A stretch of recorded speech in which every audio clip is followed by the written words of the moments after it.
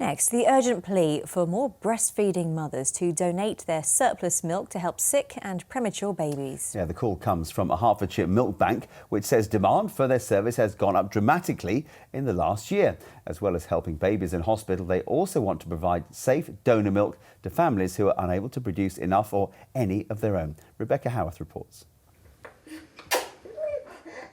The sweet sounds of a well-fed baby. Alice Richards-Stewart has been receiving donor milk since she was just over a month old. Her mum, Rebecca, who lives near Hitchin, has a low milk supply and needed extra to help top up her feeds. In the early days, I didn't know that there was any other options other than my milk or formula, and it was incredibly stressful and anxiety-inducing, and those things together also don't help your own milk supply. So finding out about the milk bank was such a relief, and it wasn't just the milk that they gave. The charity itself provides a lot of advice and support over the telephone, and they've been amazing. The Herts Milk Bank in Hertfordshire has been providing safe, screened donor milk for the past 7 years. It's as important as donated blood, especially for premature babies. That's because it helps protect them from infection.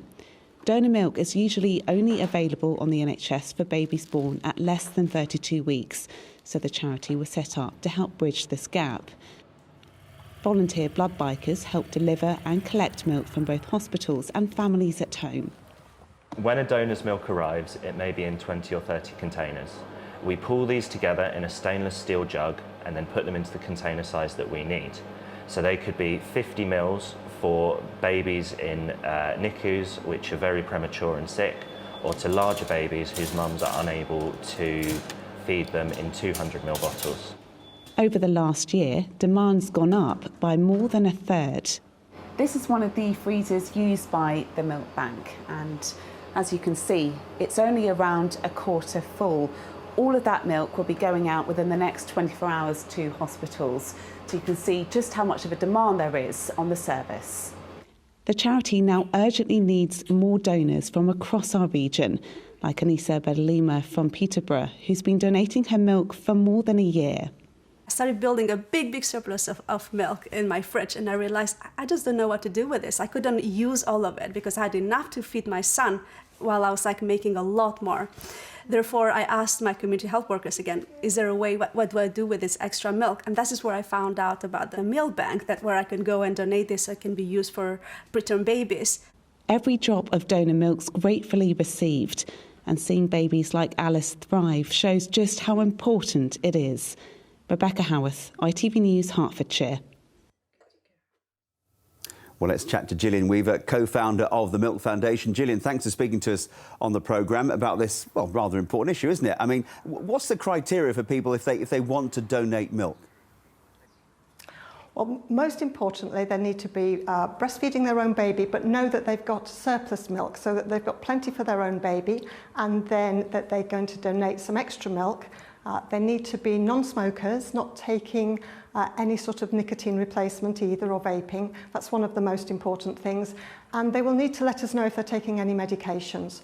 But apart from that, if they wish to, if they've got extra milk and they want to find out about donating some, then to get in touch with us. Now, the Milk Foundation has made great steps to make sure that this is available in lots of places, but I presume you want to go further and make sure it's available even more widespread. Our goal has always been that babies get equitable access to donor milk. So, irrespective of where they are in the country, that they can access it if the clinicians, if the doctors and nurses looking after them want to use donor milk for those babies. Yes, certainly. It is a commitment, isn't it? It's something you have to think long term. Absolutely, yes, please. Much as we'd love to be able to recruit donors to give us, just small amounts that they may have in their freezer, it is a commitment, unless they have more than 2 or 3 litres already stored, in which case contact us again, drop us an email, and we can talk about it. We will need to talk through any medications that have been taken. We need to make sure that alcohol intake wasn't more than the prescribed amount for becoming a donor, but we can talk donors, prospective donors, through all these things. Fantastic. Gillian Weaver from the Milk Foundation, thank you very much for speaking to us today. Thank you, David.